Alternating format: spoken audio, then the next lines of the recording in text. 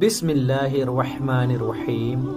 السلام علیکم۔ جب اللہ نے انسان کو خلق کرنے کا ارادہ کیا تو کوئی بھی فرشتہ زمین سے مٹی نہ لا سکا، تو اتنے میں حضرت اسرائیل علیہ السلام فرمانے لگے، اے اللہ، یہ کام مجھ سے ہی ہونا ہے۔ تو بس اللہ کے حکم سے حضرت اسرائیل زمین پہ آئے اور 3 اقسام کی مٹی کو جمع کیا، سرخ، سفید اور سیاہ۔ پھر اس مٹی کو مکہ اور طائف کے درمیان رکھا گیا اور مسلسل باران رحمت برستی رہی۔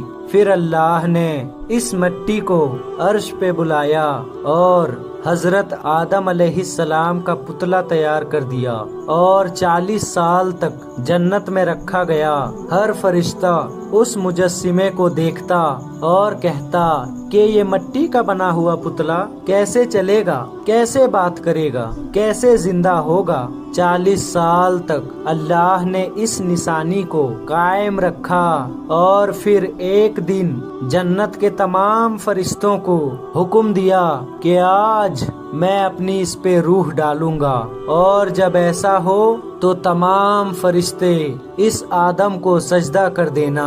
سب فرشتے حیرت سے پتلے کو دیکھ ہی رہے تھے، اتنے میں اللہ نے مٹی کے مجسمے میں اپنی روح ڈالی تو آدم علیہ السلام نے چھینکی اور تمام فرشتے سجدے میں گر کے اللہ کی تعریف کرنے لگے، سوائے ابلیس کے تکبر اور حسن کر بیٹھا، اور اللہ نے اسے اپنے دربار سے نکال دیا۔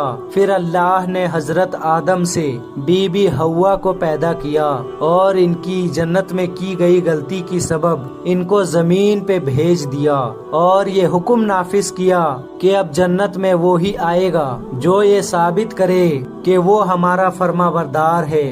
اور یوں انسانوں کے لیے دنیا میں امتحانات کو رکھا گیا تاکہ ہر انسان امتحان دے کر اللہ کو راضی کر کے جنت تک پہنچ سکے۔ تاریخ نے لکھا، جب آدم و بی بی حوا زمین پہ آئے تو 200 سال تک ایک دوسرے سے جدا رہے اور اللہ سے معافی مانگتے رہے۔ بلا آخر اللہ نے ان کی توبہ قبول کی۔ حضرت جبریل علیہ السلام انہیں مکہ میں جبل عرفات پر چھوڑ آئے اور وہ ساتھ رہنے لگے، اور پھر حضرت آدم کو حکم دیا کہ وہ خانہ کعبہ تعمیر کرے، اور حضرت جبریل اور حضرت آدم نے مل کے ایک گھر کا نشان قائم کیا، جس کو بعد میں تعمیر حضرت ابراہیم علیہ السلام نے کیا، اور جسے آج بھی اللہ کا گھر خانہ کعبہ کہتے ہیں۔ حضرت آدم علیہ السلام جب جب اپنی گناہ کو لے کے پریشان ہوتے تھے یا اللہ کی عبادت کرنا چاہتے تھے تو اس جگہ آ کے اللہ کا ذکر کر کے اللہ کو راضی کیا کرتے تھے۔ حضرت آدم علیہ السلام نے 907 برس کی زندگی پائی، جبکہ آدم علیہ السلام کی زندگی 1000 سال کی تھی، کیونکہ جب آدم علیہ السلام جنت میں تھے تو اللہ نے حضرت آدم علیہ السلام کو ان کی تمام اولاد جن جن کو نبوت ملنی تھی، ان کی شخصیت اور ان کی عمر حضرت آدم علیہ السلام کے نزدیک واضح کرتی۔ آپ نے جب حضرت داؤد علیہ السلام کی عمر کو 60 سال تک دیکھا تو اللہ سے کہنے لگے، اے اللہ، میری عمر کے 40 سال میرے پوتے داؤد کو دے دے۔ تو یوں آپ کی دعا قبول ہو گئی۔ اللہ نے آدم علیہ السلام کو 2 بیٹے عطا کیے، حابیل اور قابیل، لیکن شیطان کے وسوسے، حسد اور نفرت میں جب قابیل کے ہاتھوں سے حابیل کو قتل کروا دیا تو حضرت آدم علیہ السلام اندر سے ٹوٹ گئے اور بار بار اللہ کی دربار میں دعا مانگنے لگے۔ تو ایک دن اللہ نے جبریل و امین کو آدم علیہ السلام کے پاس بھیجا اور فرمایا، اے آدم، اللہ تمہیں ایسا بیٹا دینے والا ہے جس کے نسب سے انبیاء اور اولیاء زمین تک پہنچیں گے، اس کا نام شیش رکھنا۔ شیش کا مطلب ہے اللہ کا عطا کیا گیا تحفہ، اور یوں اللہ نے آدم کی نسل کو زمین پہ پھیلا دیا۔ جب آدم علیہ السلام کا آخری وقت آیا، آپ نے اپنے بیٹوں سے کہا کہ میرا جنت کا پھل کھانے کا دل کر رہا ہے۔ آپ کے بیٹے زمین پہ جنت کے پھل ڈھونڈتے رہے کہ اچانک سے ان کو فرشتے ملے اور کہنے لگے، اے بنی آدم کہاں جا رہے ہو؟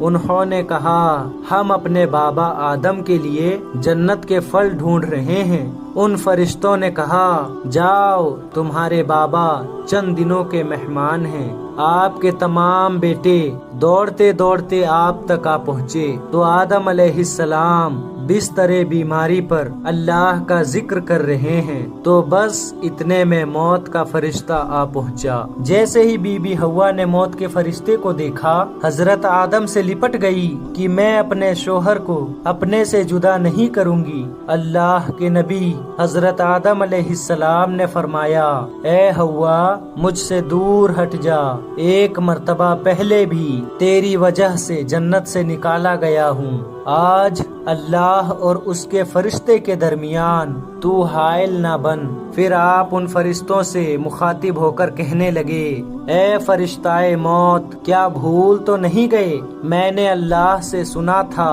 میری عمر 1000 سال کی ہے اور ابھی تو مجھے 960 سال ہوئے ہیں۔ تو ملک الموت نے کہا، اے اللہ کے نبی آدم آپ نے خود ہی فرمایا تھا کہ آپ کی زندگی کی 40 سال آپ کے پوتے داؤد علیہ السلام کو دیا جائے۔ بس آدم علیہ السلام کی روح قبض کی گئی، آپ کو غسل فرشتوں نے دیا اور جنت کی خوشبو آپ کی جسم مبارک پہ لگائی گئی۔ پھر آپ کو جنازہ نماز فرشتوں نے حضرت جبرائیل علیہ السلام کے پیچھے ادا کی اور زمین کھود کر آپ کو تدفین کی، اور تمام انسانوں کے نزدیک اللہ کا یہ حکم نافذ کیا کہ جب بھی کسی کا انتقال ہو تو ان کے جسم کو ایسے ہی دفن کرنا۔ آج بھی ان فرشتوں کے سنت پہ اہل ایمان عمل کر کے اپنے بزرگوں کو دفن کرتے ہیں۔